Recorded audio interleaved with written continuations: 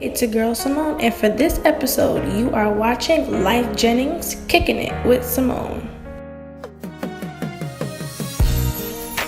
If you didn't already know, Lyfe Jennings, born in Toledo, Ohio, is a platinum-selling R&B soul singer, songwriter, record producer, and instrumentalist. What I admire and respect so much about Lyfe is that he's truly about positivity. So sit back and enjoy as I take you on a ride of Lyfe Jennings Kicking It with Simone.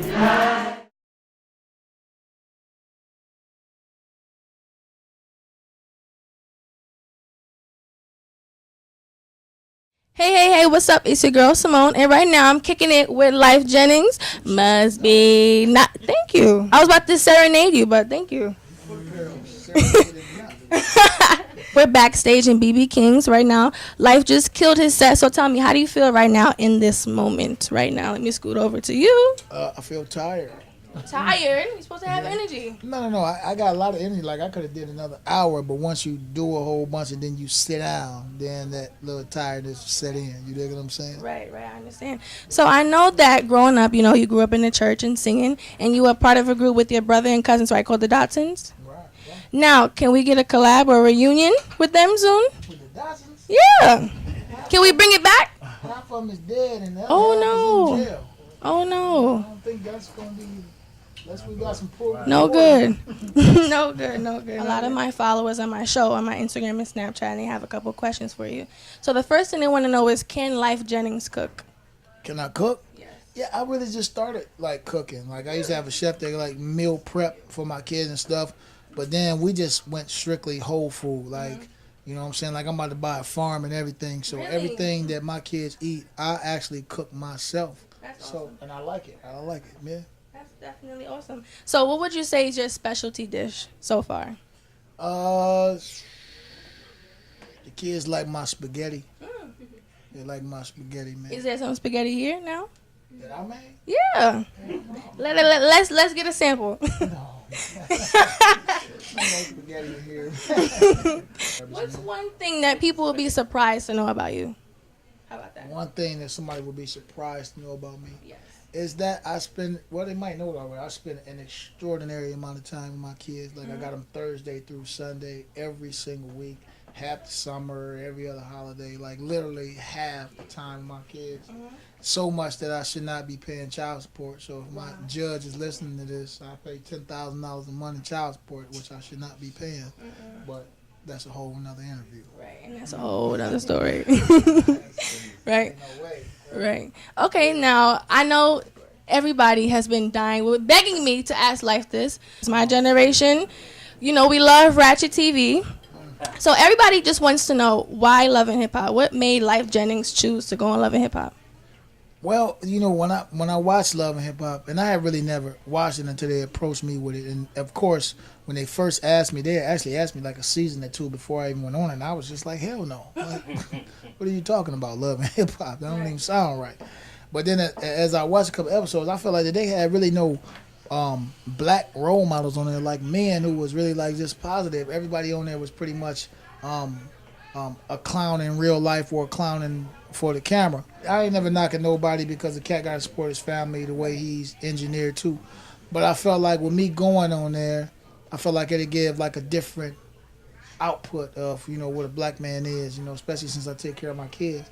But then as I did the season, I saw they didn't want to see me with my kids. They didn't want to see no positive shows like this we did tonight. They didn't want to see none of that. All they wanted was some nonsense and ratchetness. I did part of the first season, and I did the whole second season. And after that, I saw where they was going. And when the third season came, they called me. I'm like, man, I'm straight. And the next question that people at home want to know is, where did you meet Karlie Redd? Well, I met her. I met her in hell at a bar. In a bar in hell. No, I'm playing. Yo, Karlie Redd. What made me? She was really trying to deal with me. I didn't. I wasn't looking for nothing at that time. Right. But they called me one day like, yo, Karlie Redd keep asking about you. Karlie Redd keep asking. This went on for months and months. And I was like, what, she trying to do some music or something? Because I produced like for a lot of people that you probably would never even knew I did that song. So I was like, cool, let's me and Karlie Redd, do some music. She can come by. So she came by the house. We did a record together. And yeah, and before I do a record for somebody, I need your life story. So I asked her a lot of questions. And when I heard her life story, I was like, damn, well, she been through a lot in her life just like me. So I feel like maybe she'd better appreciate, somebody who's really just not on no nonsense. And it just kind of went from there. Like, you know what I'm saying? I ain't really smashed for a long time because I really wasn't really on that. And then, I smashed. Fair enough. And then that's when it got, weird. Like, you know what I'm saying? Yeah, so. Definitely understandable. Right. And the last thing that everyone wants to know is, Lyfe Jennings wouldn't be Lyfe Jennings without who? And then I smashed again. And then it kept on progressing from there. Listen, Karlie, if you watching, we just sending love to you, girl, okay? Listen, Karlie is a real cool lady. Like, when I say she's motivated, but it's just like for me in my life, I could be getting a whole bunch more money. But that ain't my drive. I honestly, I swear, man, it's chasing the check. Like, them cats be chasing the check. It's a full-time job for them. Chasing the check is not a full-time job for me. Right. Chasing my bills, okay. But that is not full-time. Once I get my bills and all that shit cool, I'm like, I'm cool, man. I don't love money like that. You know what I'm saying? And that's dangerous, too, especially when you chase money, so hard that you start to lose sight of who you are and the people around you start falling apart, and it just becomes chaotic. In your mind is how I could turn this into a check. Right. Now how I could turn this into something benefit for my kids. Now how I could turn this into something that's big for me mentally, socially, physically. And my only thought is economic stability instead of, the rest of the stability. It's a problem. That shit is a problem. And the little dude, what's his name? He from Atlanta. And he was in the shower. He probably threw about 100,000 on the shower floor or whatever. Black youngster. Black youngster. And my question is when you show all these cars and stuff like that, do you have a portfolio? Mm-hmm. Do you have life insurance? Yep. Do you have benefits for your kids to go to college? Do you have a portfolio? Do you have a retirement plan? Cats never put nothing in the 401k, and it's just weird to me, because when you put that stuff on TV, you got all these young cats out here who think that is the cool thing to do, man. Yeah. And we see that on Instagram too. Everybody wants to post a picture with their new Chanel bag and the Gucci sneakers, but for what? Who are you putting on the air for? Because you have Gucci sneakers, but you sleep on an air mattress, or you still live at home with your parents. So what is the front? I never understood that. What's in your savings? What's in your savings account? You spent $2,000 on a pair of sneakers, but you eating bologna sandwiches at lunch, It's like what Jay-Z said. Jay-Z said a mouthful. Jay-Z said, fuck living rich and dying broke. Huh? You got a $2,000 bag with $20 in it. Okay. You know what I'm saying? Don't make sense to me, but that's just me. And a Metro card with only 10 cents on it. I had a Metro card. Why they raise the Metro every year? I don't understand that. Raising the Metro card fare, and we still get the door closed on us when we try to make it to the train. Right. Then we got jumped there, baby. That's my struggle every morning. I used to love jumping it. Sometimes I have a fully blown Metro card, and I was still jumping in. Jennings wouldn't be Lyfe Jennings without this person. Without getting to know myself, I'll say that. That's one thing that prison did for me. It wasn't even the reading or the relationships that I had. You know what I'm saying? It was really just being able to sit down and get to understand me. Right. You know what I'm saying? And also to unlearn a lot of the stuff that I learned.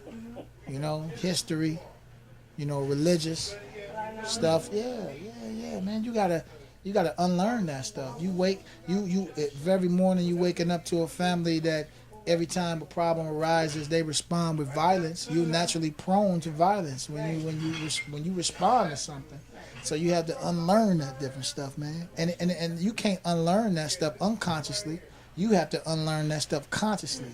So before you unlearn that stuff, you have to become conscious to unlearn it consciously. You know what I'm saying? That's true. And so, right now, I'm 21, right? So, I just want to know, what would you tell yourself when you were 21? What piece of advice would you give yourself at 21 years old? I won't give myself nothing. I don't reflect on nothing. I don't regret nothing I done in my life. You know what I'm saying? Like real talk, because when you look back, then you get in touch with the old you. And you know the Bible even say, let the dead bury the dead and bury the bones in such a place that you can't even find them. So I don't look back on none of that stuff, man. I'm moving forward, man. My eyes are straight ahead, you know? You ever thought about, like, maybe not a congregation, but, like, leadership, fellowship group? Because you're very, like, strong with your words and you know how to come across. I even saw that tonight in the audience. Like, you were speaking to people and they were, like, almost in tears, like.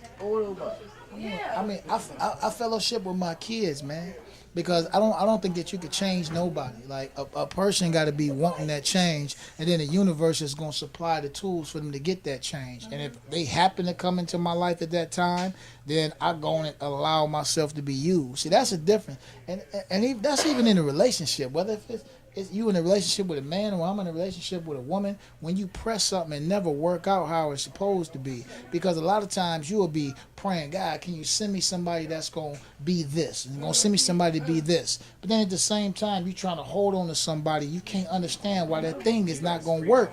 Because you prayed for something that's going to be this. And because this ain't this, then this thing will never work no matter how hard you try. So you find yourself dissipating your energy because you're fighting against each other. So allow things to be those things. Steve Harvey told me something one time. Homie lived down the street from me, right? And I saw him walking down the street. This one thing changed my life again. He said, nowhere in the Bible does it say you have to do anything. It says, ask for it and ye shall receive it. And the major problem that we have is we try to co-create with God. Which means that we'll ask God for something and then we'll turn around and try to make that shit happen ourselves. You know what I'm saying? Why would you ask for it and then turn around and try to make it happen yourself? Because now you confuse things. You asking for 1,000 things that don't even go together. You know what I'm saying? I want just a straight peanut butter sandwich, and then tomorrow you'll be talking about I want just a straight ham sandwich, and the universe is trying to work out, now how can I give this nigga a straight peanut butter sandwich and a straight ham? And don't nothing work out, and now you questioning why am I not where I want to be in my life? Because you need to trust. You need to ask, and then you need to trust that what you ask for is going to be received by you, and now you just sit your ass back and you say, I'm waiting on it to happen. What you waiting on, bro? You waiting on the bus? No. I'm waiting on my prayer to come through. You know what I'm saying? It's definitely good that you are giving my generation this knowledge and things.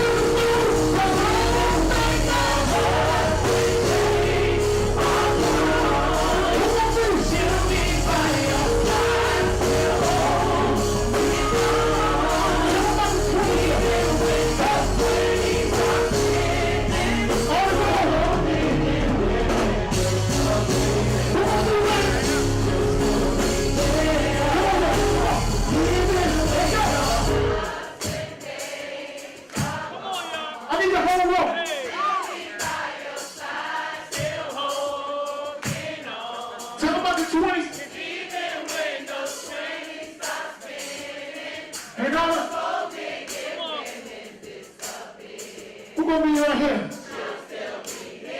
What must be what? I mean somebody that loves you for you. Having somebody that sticks around when you're gaining a little weight. Having somebody that understands when you say I just got saved. Having somebody that understands when you say I